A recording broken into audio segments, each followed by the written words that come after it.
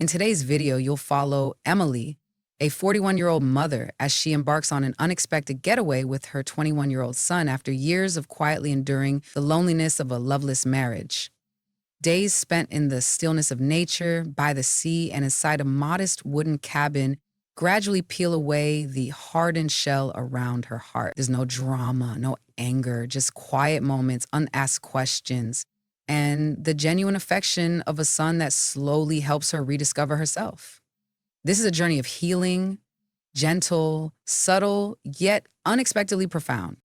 When my son turned to me and snapped a photo of me standing still in the snowy woods, he said, "Mom, you look like someone about to start over." I'm Emily, 41 years old, a mother, a wife, and a woman who once lost herself in the years spent living for others.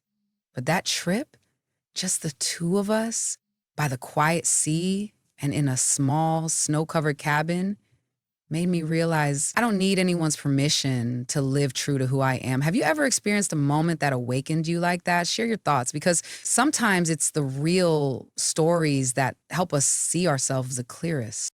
My name is Emily, 41 years old, a single mother who has just come through the most difficult years after divorce. My life revolved around work, bills, and a house always materially sufficient but void of life. I can't remember the last time I truly laughed. Perhaps it was even before Oliver, my son, grew up and left for college. Then, one early autumn afternoon, as I returned home from work with heavy shoulders, Oliver suddenly appeared at my doorstep, carrying a backpack and a gentle smile I hadn't seen in a long time. "Mom," he said as we sat drinking tea in the old kitchen, "I have a slightly crazy idea. I rented the old wooden house by the sea, the one that belonged to Grandma and Grandpa, just for a few days. I think you need a break, we need a break, just you and me." I almost laughed. A week-long getaway? While I was still juggling bills, not to mention work? But there was no insistence in Oliver's eyes. Just a simple invitation from a grown son looking at his mother as if she was someone who needed to be saved. And I said yes. The wooden house nestled between rows of pine trees and faced the ocean. The early autumn wind blew wildly, carrying the scent of salt and the sound of waves. The old house remained the same, simple, a bit dusty, but strangely familiar. Oliver carefully unlocked the door, then gestured for me to step in first. In that moment, I felt as if I had stepped out of the cramped, noisy routine of daily life and into another world. One without phone calls or packed schedules. "We've got warm blankets, a mini gas stove, a few books, and a deck of Uno cards," Oliver said, eyes gleaming. "And you won't have to do a thing. I've got it all covered." I smiled, both touched and surprised. The little boy who once begged me to sing him to sleep was now unloading the trunk, swiftly arranging everything into this cozy little house. As the sunset settled, the two of us sat on the porch, warm teacups in hand, eyes toward the sea. Waves lapped gently at the sandy shore, and the last rays of sunlight streamed through the glass, casting a soft golden hue over my hair. I said nothing. I simply watched Oliver as he gazed into the distance, calm, but still holding on to a youthful light in his eyes. He didn't say much, but somehow Oliver's presence made me feel safe. That feeling I had forgotten for a long time. The first morning at the seaside cabin began with a familiar sound, the steady rhythm of waves and the gentle scent of hot coffee drifting through the slightly open window. I woke up slowly, unhurried, with no alarm, no emails. In that moment, I realized I couldn't remember the last time I woke up without feeling pressure or emptiness. Oliver was in the kitchen, his back to me, hair slightly tousled, wearing one of his father's old t-shirts. When I stepped in, he turned and smiled. "You're up? I made coffee just the way you like it. Less sugar, more milk, and stirred counterclockwise, of course." "I mean, what? Like, you still remember that?"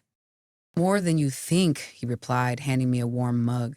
In the soft morning light of the wooden kitchen, I could clearly see the fine lines at the corners of my eyes reflected in his, traces of time I had almost forgotten I carried. After breakfast, we tidied up the cabin together. We dusted, rearranged old books, and opened the curtains to let sunlight flood the small room. Every action, no matter how small, made me feel as though I were reviving some forgotten part of myself. The part that once found joy in travel, in afternoons reading by the window, and in long, meandering conversations. That afternoon, we took a walk along the shore.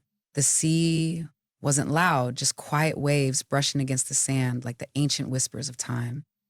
The sand was cool beneath our feet, and the air was both crisp and tender, just like my heart, filled with many emotions, yet starting to let the light seep through.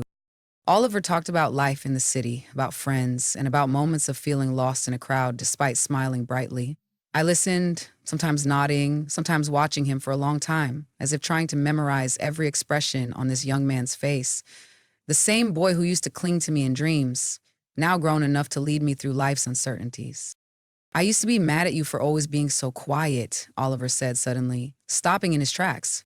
I turned to look at him, but now I get it.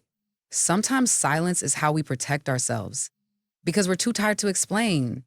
And I see you now, Mom. You were really lonely, weren't you? That question, gentle as it was, caught in my throat. I nodded, my eyes following our footprints in the sand. Yes, I was very lonely, but not because no one was around. It was because I slowly lost myself without even noticing. Oliver didn't say anything more. He simply reached out and took my hand. Not as a child clutching a mother's hand, but as a friend, a companion. His hand was warm and firm, something I had forgotten I needed so badly.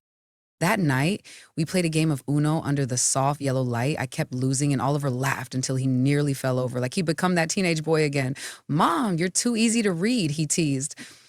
I pretended to pout, but inside, I felt light as air. Before bed, I stood by the window, looking out at the sea. The waves were still calm, the wind still blew, and I, a 41-year-old woman, no longer young, no longer full of glittering dreams, suddenly realized I could still begin again. I could still love and be loved in the simplest way possible, through genuine presence and a hand to hold when I need it. The next morning, the sky turned overcast.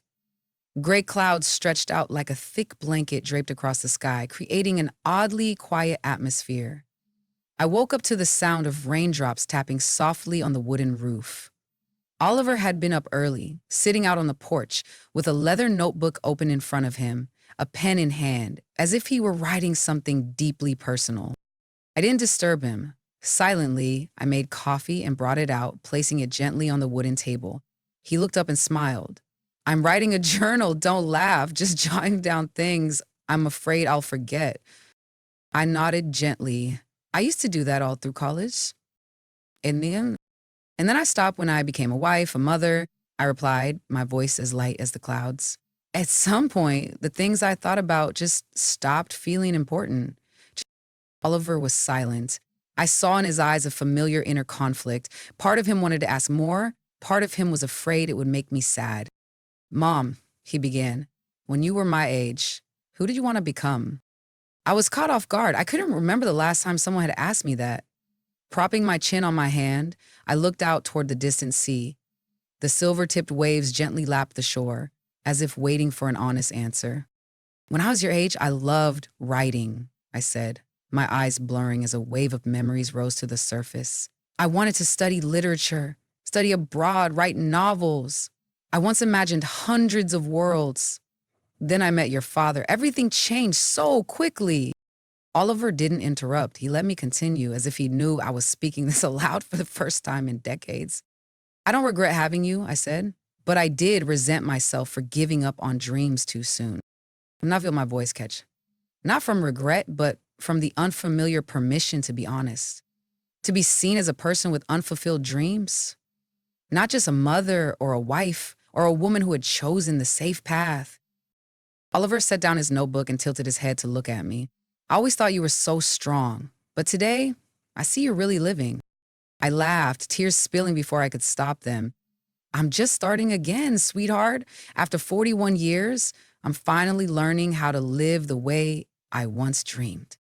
Oliver pulled a small item from his backpack, the old tape recorder his dad once used. Tell me, Mom, About the stories you used to write. I want to hear them. I looked at him surprised and deeply moved. And then I began. I told him about a girl who once dreamed of living in a city that never slept, who used to write for hours under a desk lamp, who had her first short story published in a teen magazine. I told him, my voice trembling but steady, and Oliver listened like a child hanging on every word his mother told before bedtime, but this time, listening to the woman behind the word, Mom. That night, as I closed my new notebook, the one where I began to rewrite memories I thought I had forgotten, I knew I had taken a big step, not back into the past, but toward the part of me that had been buried under all the years of busy living. Outside, the rain had stopped. A cool breeze swept in through the slightly open window. I exhaled deeply, feeling weightless. For the first time in a long while, I felt that I was no longer just a silent shadow standing on the sidelines of everyone else's priorities. I am Emily, 41 years old, a woman learning to write the unfinished story of her own life. The next morning, the sky was unexpectedly clear. The sky stretched out like a giant pane of glass, and the sea sparkled under the sunlight. Oliver walked into the room with messy hair, a towel slung over his shoulder, and two chilled pineapple smoothies in hand. Mom, dare to get in the water with me today? He asked, his eyes gleaming like a little boy inviting his mom into a new game. I looked out the window and saw a few people walking along the shore, leaving short and long footprints in the sand. There was a time when I used to run along the beach for no reason. I used to laugh uncontrollably when the waves soaked my dress. I wasn't afraid of the cold or the wetness. I simply lived fully in the moment. I'll probably just dip my feet, I replied, a little hesitant. As long as you come out there, Oliver said, I'll take care of the rest. We walked along the beach together. The sand was warm under our feet and gentle waves lapped at our ankles. Oliver ran ahead, raised his phone camera, and shouted, Emily, 41 years old, stepping into the sea for the first time after years of just watching. Let's see if she'll actually jump into the waves. Eric burst out laughing. Delete that clip right now if you ever want to eat my cooking again. No way. This is historical footage. And then, whether it was my son's laughter, or something inside me suddenly waking up, I ran forward and plunged straight into the icy water. My body tightened from the shock, but then the cold turned into a shout of pure exhilaration. Oliver yelled, Yes! That's my mom! We laughed together, as if washing away years of built-up worries. I had never imagined that simply stepping into the water could help me rediscover a piece of youth that had been forgotten for far too long. In the afternoon, I sat wrapped in a towel, my hair still wet on a wooden chair facing the sea. Oliver handed me a cup of hot cocoa. He whispered, You look so much happier. Because I just beat myself, I replied softly. Oliver didn't say anything more. He just placed his hand on my shoulder, a simple gesture, but I understood it as a quiet nod to a new chapter beginning. That night, I opened my journal and wrote a short line. Today I stepped into the sea, not to swim, but to remind myself I still can. That night, the sea was unusually calm. The wind had stopped howling like it had on previous nights, leaving only the soft murmur of waves, like whispers into the soul. Oliver had gone to bed early after a full day of activity. I quietly closed his bedroom door, then stepped out onto the porch, carrying a cup of hot chamomile tea and my old leather notebook. The one I used to take everywhere but hadn't dared to write in for a long time. I looked out toward the dark horizon where the sea and sky melted into one without a line between them, then opened the notebook and put pen to paper.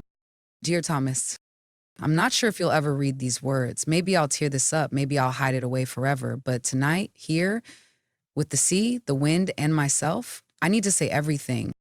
10 years ago, I chose to walk beside you out of love, out of a dream of building a home. But over time, I stopped seeing myself in our quiet dinners. You were busy, and I shrank into the role of mother, homemaker, the one who reminded you of all the little things. And then I fell silent. Not because I didn't want to speak, but because I knew you no longer listened. I used to blame you, resent you, want to leave, want to do something drastic just to be seen. But I didn't. I chose to stay. For our child, for our family. But Thomas, have you ever wondered? The woman who once dreamed of writing books, of traveling to Paris, of opening a little flower shop. Where did she go? She didn't disappear. She went quiet. She is me. And now at 41, I'm slowly calling her back. I write this letter not to accuse, but simply to say, I no longer want to live as a shadow. I don't want to be absent from my own life. Whether you still love me or not, whether we can stay together or not. I want to live honestly, this time, for myself. I closed the notebook. There were no tears, just a weightless feeling, like someone had finally taken off a backpack I'd worn for too long. I took a deep breath and touched the cool wooden railing of the porch. The sea still beat its steady rhythm.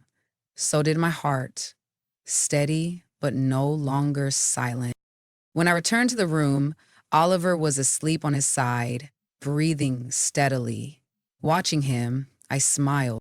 Not everyone is lucky enough to have a son, sensitive enough to notice his mother slowly sinking and reach out to pull her back up. I didn't need to send that letter to Amos, but I knew from now on, everything I do will be the truest answers I could ever give. The next morning, I woke up as sunlight slipped through the cracks in the door, gentle like nature's own caress. From the kitchen, the sound of chopping and the buttery scent of toasted bread filled the little wooden house with an oddly comforting warmth. I stepped out, still dazed from a long night, full of emotions too complex to name.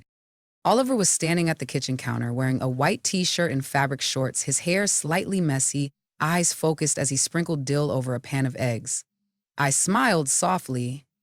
The mischievous boy from years ago had become a man, quiet, mature, and full of care. Sit down, Mom, almost done, he said without turning around. His voice was light, like the sea breeze in the early morning. Plain, after a simple but delicious breakfast, Oliver invited me for a walk along the beach.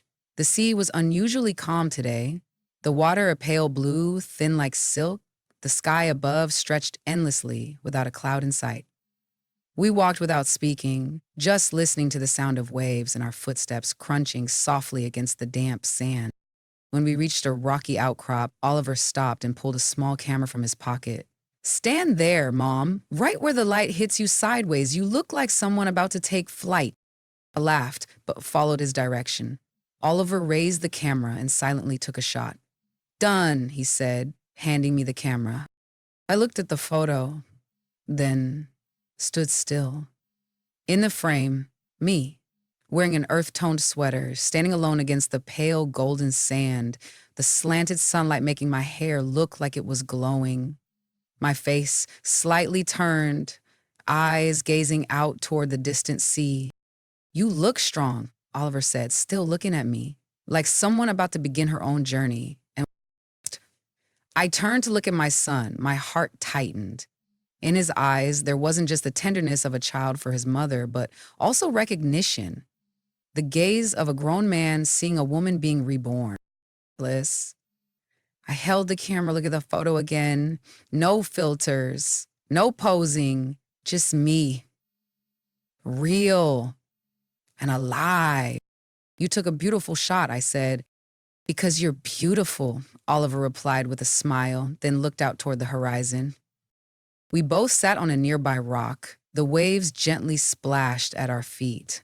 Neither of us said another word, but I felt something very clearly. My son saw me.